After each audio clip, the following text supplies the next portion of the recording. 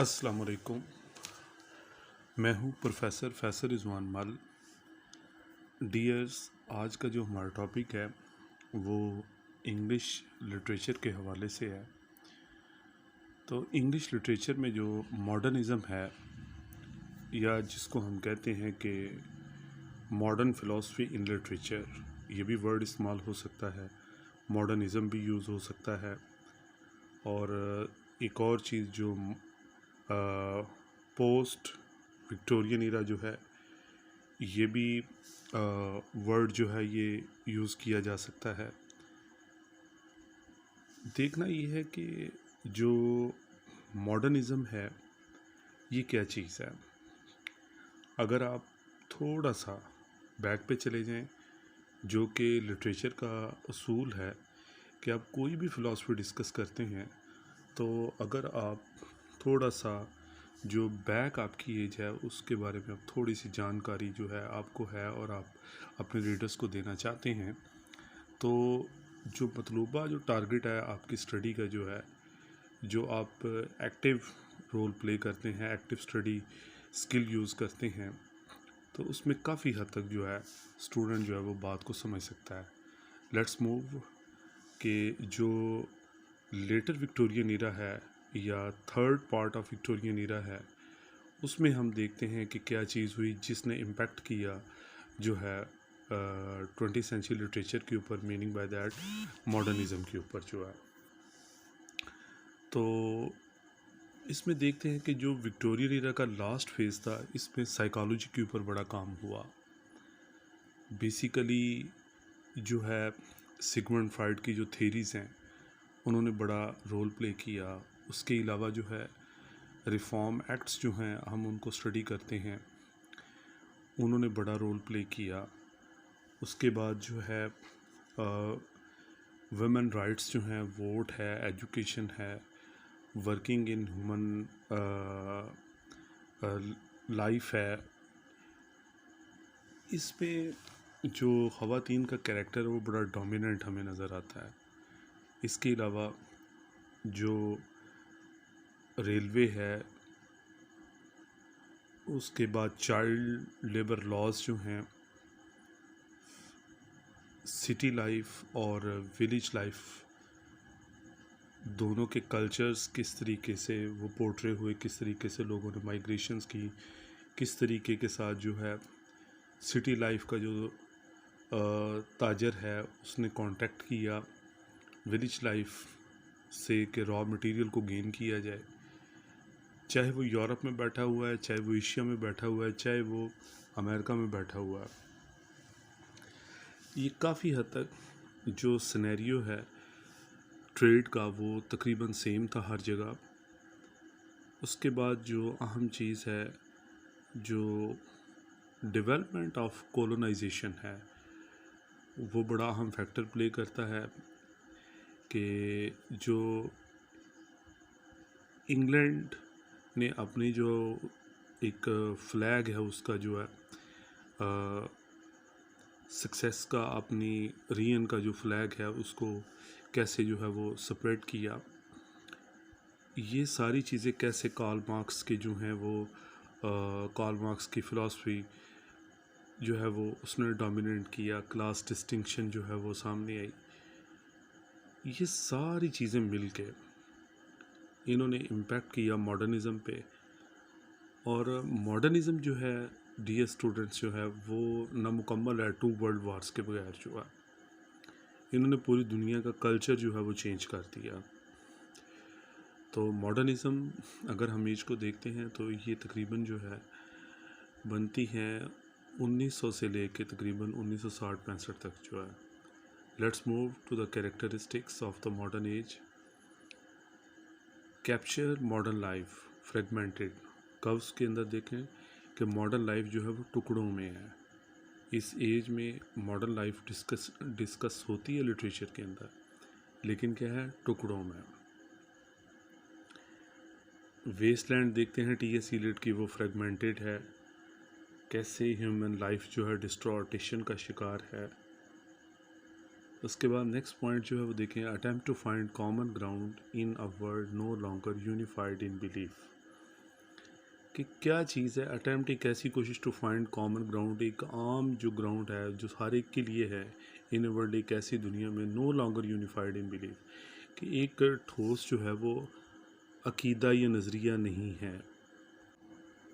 इसमें ये हम देखते हैं कि यूरोप के अंदर जो है मज़हब को इतनी अहमियत जो है वो उनकी सोशल लाइफ के अंदर हमें नहीं मिलती, और शायद इसी वजह से जो है वो ज़्यादातर उनका जो रुझान है वो किसकी तरफ है, कि एक ख़ास जो हम कहते हैं कि व्यू जो है उसकी तरफ वो अट्रैक्ट नहीं होते। इन मास वाई जो है वो हैव एंड हैव नॉट का जो कॉन्सेप्ट है वो हमें डोमिनेंट मिलता है। तो मज़हब से जो दूरी है, अगर हम इस चीज़ को स्टडी करें तो वो ना सिर्फ यूरोप के अंदर हमें मिलती है, बल्कि अमेरिकन सोसाइटी वहाँ पे भी ये चीज़ मिलती है, एशियन कंट्रीज़ में भी ये चीज़ मिलती है। तो मॉडर्निज़म जो है, बाज़ टीचर्स ये कहते हैं कि ये कॉन्सेप्ट जो है ये यूरोप के अंदर ही डोमिनेंट होता है, लेकिन मॉडर्निज़म ने इफ़ेक्ट किया पूरी दुनिया को मेरे ख़्याल से। तो यहाँ पे आप इख्तिलाफ़ राय का हक़ रखती हैं मेरी इस बात पे। इसके बाद जो नेक्स्ट पॉइंट है कि emphasise individual perceptions and experiences as an attempt to find shared meaning of humanity. Emphasise individual perception, जो इंडिविजुअल परसेप्शन थाट्स हैं और उसके जो एक्सपीरियंसेस हैं एक फ़र्द के जो हैं वो बड़े अहम है। एज एन अटैम्प्ट ये कोशिश है to find shared meaning of humanity, कि जो ह्यूमैनिटी के लिए जो मीनिंग्स वो एक पर्सन वो सोचता है, समझता है और वो अपने एक्सपीरियंसेस देता है, वो बड़े अहम है। जैसा कि द पैसेज टू इंडिया में E.M. फोस्टर जो है शफ़ी के जो व्यूज़ हैं वो हमें मिलते हैं। उसके बाद जो एक उसमें आता है कि माराबार केव्स के अंदर जो है जो हेलुसिनेशन का कॉन्सेप्ट है वो हमें बड़ा मिलता है। इस लिहाज से ये जो पर्सनल बिलीव्स हैं, जो व्यूज़ हैं किसी भी चीज़ के बारे में, वो अहम हैं। और इंडियन कल्चर और कैसे जो है वो वेस्टर्न कल्चर को इसके अंदर जो है वो पोर्ट्रे किया है। इसी तरह ओमिटेड ट्रेडिशनल, नेक्स्ट कैरेक्टरिस्टिक आप स्क्रीन पे देखें, omitted traditional forms of stories, जो है ना ट्रेडिशनल फॉर्म्स ऑफ स्टोरीज़ जो हैं, जो एक डिसिप्लिन फॉर्म ऑफ स्टोरीज़ जो हैं जो हमें मिलती हैं पहले विक्टोरियन इरा तक जो है, जैसे हमें नावल मिला है, ड्रामास मिले हैं, ठीक है, मॉडर्न लिटरेचर से पहले जो है, अब वो चीज़ें एज इट इज़ नहीं हैं। शॉर्ट स्टोरी ने मॉडर्न लिटरेचर में काफ़ी हद तक जगह बनाई। इसमें जो है बड़े जो है वो नाम आए सामने, जो है मैन्सफील्ड पार्क है, उसके बाद जो है और जो हमारे यहाँ सादत हसन मंटो की शॉर्ट स्टोरीज़ हैं ये बड़ी फेमस हुई। एडगर एलन पो जो हैं उनकी शॉर्ट स्टोरीज़ बड़ी मशहूर हुई। तो ये हमें ट्रेडिशनल वे में नहीं मिलती हैं, एक न्यू फॉर्म में मिलती हैं, एक नई सोच में मिलती हैं, पैरामीटर में और साइकोलॉजी में मिलती हैं। और ख़ास तौर पे जो ऑथर्स के हमें कुछ डिटर्मिनेशंस हैं, ये कैरेक्टर्स की जो डिटर्मिनेशंस हैं वो हमारे सामने जो है वो आते हैं। यानी कि आपने कोई भी चीज़ है वो इस तरीके से नहीं देखनी जैसे आप विक्टोरियन इरा में या आप 18th सेंचुरी लिटरेचर में चीज़ों को देखते हैं। These are the different things. It is no doubt कि जो फर्स्ट वर्ल्ड वार है और सेकंड वर्ल्ड वार है, इन्होंने ट्रेडिशनल जो एस्पेक्ट्स हैं उनको ब्रेक कर दिया, और जो प्री वॉर वैल्यूज़ हैं उनकी सर्च के लिए हमें बहुत सारे ऑथर्स की स्टोरी में चीज़ें जो है वो मिलती हैं। Lord of the flies by William Golding एक बहुत बड़ा नावल जो है वो हमें इस चीज़ में मिलता है। नेक्स्ट है themes were employed not stated, यानी कि थीम्स को एम्प्लॉयड किया गया है, निकाला गया है, इसको बयान नहीं किया गया। यानी कि रीडर जो है वो अथॉरिटी बना दी गई, रीडर जो है वो जज बना दिया गया।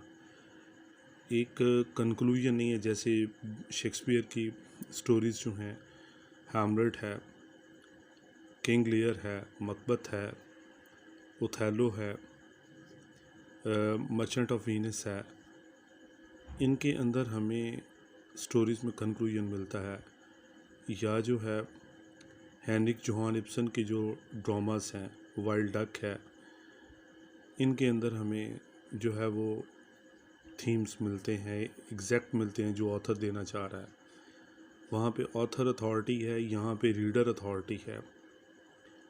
मेरे ख्याल में यही क्रिएटिव फिक्शन है कि जब आप इम्प्रेशनिस्टिक क्रिएटिव फिक्शन जो है यहाँ से चीज़ जनरेट होती है। और ये आज जो है मुख्तलिफ़ यूनिवर्सिटीज़ के सिलेबस में इसके ऊपर बड़ा जो है वो काम भी होता है, और बाज़ यूनिवर्सिटीज़ के सिलेबस में पेपर भी है।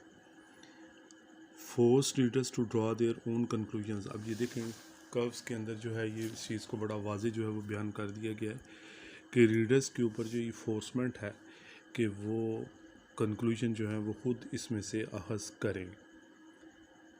अब यहाँ पर ये चीज़ जो है वो यहाँ पे जो फ़िलासफ़ी है, रीडर है, सुपर रीडर है, तो जो क्रिटिसिज्म के एतबार से भी देखें तो रीडर्स जो हैं वो अथॉरिटी बनाए गए। इम्प्रेशनिस्टिक बिहेवियर जो है मॉडर्निज़म के साथ जो है वो सामने आया। क्रिटिकल थिंकिंग जो है उसने एक नया रास्ता लिया, और यही चीज़ जो है एक यानी कि जो ऑथर जो चीज़ बताना चाहता है वो ये है कि जो रीडर समझना चाहता है, जो रीडर के ज़रिए समझाना चाहता है, इम्प्रेशंस के ज़रिए समझाना चाहता है, वो हमारे सामने बहुत सारी पोइम्स लिखी गई इस बारे में। इमेजेस एंड इम्प्रेशंस हमारे सामने आए। इमेज ऑथर देता है, इम्प्रेशंस रीडर देता है। एक नज़म जो है फॉग है, वो इसकी बहुत बड़ी मिसाल है कि जिसमें जो किसान का चेहरा है वो किस चीज़ की तरह है, आया वो नेचर है या रेवोल्यूशन है। इसके बाद जो है मेट्रो, ये भी बहुत बड़ी एग्ज़ाम्पल है। तो डियर स्टूडेंट्स, ये आप डिफरेंट एस्पेक्ट से अगर आप देखें तो मॉडर्निज़म एक बहुत बड़ी लिटरेचर के अंदर जो है एक न्यू फॉर्म ऑफ लिटरेचर जिसको कहते हैं, या एक न्यू फेज़ ऑफ लाइफ जो है लिटरेचर के अंदर वो हमें मिलती है। मोर देखें जो कैरेक्टरिस्टिक्स हैं मॉडर्न लिटरेचर की और क्या क्या हमें मिल सकती हैं। Literature exhibits perspective, meaning comes from the individual perspective. अब ये देखें कि जो लिटरेचर है वो एग्जिबिट करता है, किन चीज़ों को पेश करता है कि जो इंडिविजुअल है, चाहे वो आप उसके पॉइंट ऑफ रीडर को समझ लें या फिर जो कैरेक्टर है उस स्टोरी के अंदर वो क्या मीनिंग्स देने की कोशिश कर रहा है। स्क्रीन पे आप ये जो सेकंड स्क्रीन पे आप ये जो चीज़ें आप देख रहे हैं, इंटीरियरिटी इज़ रिप्रेजेंटेड। अब ये पॉइंट ज़रा नोट कीजिएगा, दिस इज़ वेरी इम्पॉर्टेंट, कि जो इंटीरियरिटी है, जो अंदर की चीज़ है, वो क्या है, उसको पेश किया जाता है। मसलन inner psychology, stream of consciousness. यहाँ पे स्ट्रीम ऑफ कॉन्शियसनेस पे बड़ा जो है वो काम हुआ। जेम्स जॉयस ने इस पे बड़ा जो है वो वर्क किया। वर्जीनिया वुल्फ ने स्ट्रीम ऑफ कॉन्शियसनेस पे बड़ा वर्क किया। इसके अलावा हम देखते हैं कि जो इनर साइकोलॉजी के ऊपर एडगर एलन पो जो है उन्होंने बड़ा काम किया। उसके बाद टी.एस. इलियट ने बड़ा काम किया। तो जो इनर साइकोलॉजी है, कॉन्शियस, सब कॉन्शियस एंड अनकॉन्शियस, लेकिन अगर हम मॉडर्न लिटरेचर को या पोस्ट मॉडर्न लिटरेचर को डीपली ऑब्ज़र्व करें तो अनकॉन्शियस को एक फोर्स बना के जो है वो पेश किया गया। लेकिन जो प्रेजेंट जो चीज़ रखी गई, चॉइस जो है वो एक कैरेक्टर बना के रख दिया गया, और उसके ऊपर जो इन्फ्लुएंस है सोसाइटी का, उनके इम्पैक्ट्स का, वो बड़े फोर्सफुल हो के सामने आए। इस तरह perception of language change, language का कॉन्सेप्ट चेंज हो गया। Language is thick with multiple meaning. जो एक लैंग्वेज है जो आपके सामने गहरी चीज़ आती है, उसके कई मीनिंग है, एक वर्ड का एक मीनिंग नहीं। जैसा कि एक हमारे जो है वो उस्ताद मोहतरम जो है वो इजाज़ बुखारी साहब जो हैं, अपनी एक वीडियो के अंदर जो है बड़ा खूबसूरत वो बयान करते हैं कि किसी भी लफ्ज़ का एक मतलब नहीं होता। तो मेरे ख़्याल में वो बात बिल्कुल ठीक करते हैं कि जो परसेप्शन है लैंग्वेज के हवाले से, किसी भी वर्ड का एक मीनिंग नहीं है, उसके कॉन्टेक्स्ट हैं। तो ये इसको हम देख भी सकते हैं और इसको समझते भी हैं कि एक चीज़ का एक ही मीनिंग नहीं है, आम लाइफ में भी और डीपली देखें लिटरेचर में तो ये बड़ा वाज़े नज़र आता है। नेक्स्ट है emphasis on the experimental open ended. ये एक्सपेरिमेंटल लिटरेचर भी हमारे सामने आता है, ख़ास तौर पे पहले 20-30 सालों के अंदर जो है इसमें ओपन एंडेड लिटरेचर है, क्लोज्ड एंडेड नहीं है, जैसे हम पहले बात कर चुके हैं। Note of pessimism, disillusionment and melancholy in writing. Pessimism मिलता है, लाइफ में पैसिमिज्म है तो लिटरेचर में हमें पैसिमिज्म मिलता है। डिसइल्यूजनमेंट क्या है कि वो हार्श रियलिटीज़ फेस कर रहे हैं कैरेक्टर्स, जो हमारी लाइफ में वो हमें पोर्ट्रे करवाया जा रहा है। मेलैंकोली इन राइटिंग, और राइटिंग के अंदर एक मेलैंकोली है, ऑटोबायोग्राफिकल टच बड़ा स्ट्रॉन्ग मिलता है। इसमें बेप्सी सिद्धवा के नावल्स जो हैं, बेशक वो पोस्ट मॉडर्न ऑथर उसको कंसिडर किया जाता है, लेकिन मॉडर्निज़म भी उसमें कूट कूट के भरी हुई है। ब्राइड है, द क्रो ईटर्स है, ठीक है। इसके बाद जो है sense of fragmentation and loss of faith, ये हम पहले भी जिक्र कर चुके हैं कि टुकड़ों में ज़िंदगी है, टुकड़ों में एहसासात हैं, टुकड़ों में बिजनेस है। इंसान एक है, उसके कई टुकड़े हैं, एक वक्त में एक सोच के कई टुकड़े हैं, एक वक्त में इंसान कई जगहों पे है। इंसान की एक जेब है, वो टुकड़ों में तकसीम है। इंसान की इमोशंस टुकड़ों में तकसीम हैं। इंसान की आइडियालॉजी टुकड़ों में तकसीम है। एंड लॉस ऑफ फेथ, और जब जब इंसान टुकड़ों में तकसीम है तो फेथ क्या है वो नहीं है। Use of symbol and scientific methodology, इसमें साइंस का बड़ा अहम इस्तेमाल है, साइंटिफिक इन्वेंशंस का जो बड़ा रोल प्ले है। कंप्यूटर आ जाता है, उसके बाद एटॉमिक एनर्जी का जिक्र आता है। अगर हम बर्ट्रैंड रसल को पढ़ें तो उसमें हमें काफ़ी चीज़ें जो हैं वो उसके एसेस मिलते हैं। ईस्टर्न एंड वेस्टर्न आइडियाज़ जो हैं उनके हवाले से जो है वो चीज़ें बड़ी वाज़े मिलती हैं। Reflection of the modern chaos and confusion, जो मॉडर्न क्योस एंड कन्फ्यूजन है वो बड़ी वाज़े जो है मिलती है। आर्थर मिलर के प्लेस हैं, उसमें एक डेथ ऑफ द सेल्समैन है, उसका हमें एक विली लोमन का कैरेक्टर मिलता है। द क्रूसिबल है, वो जो है उसके अंदर 3 विचेस का कैरेक्टर मिलता है। किस तरीके के साथ जो है पॉलिटिकल क्योस जो है ये कन्फ्यूजन को जनरेट किया जाता है। The decay of plot and characters in writing, एक प्लॉट जैसे होता है सिस्टमेटिक, उससे जो ऑथर्स हैं वो नहीं फॉलो करते। कैरेक्टर्स अपनी मर्ज़ी के और ट्रेडिशनल नहीं अडॉप्ट किए जाते। जो पैशन फॉर ह्यूमैनिटी एंड ह्यूमैनिटेरियनिज़म जो है वो छुपे लफ्ज़ों में मिलता है। इंसान को प्रैग्मैट, जो एक उसके पैसिमिस्टिक और पिटी सिचुएशन और विपिंग सिचुएशन में इंसान जो है वो हमारे सामने दिखाया जाता है। ये डीएस जो हैं ये कुछ कैरेक्टरिस्टिक्स हैं जो मैंने आपके सामने डिस्कस की मॉडर्न लिटरेचर के हवाले से, जो विक्टोरियन ईरा के बाद है। तो dears student of literature, scholars, आप लोग इख्तिलाफ़ राय का हक़ रखते हैं और अपनी मुस्तफ़ीद राय से आप मुझे ज़रूर आगाह करें।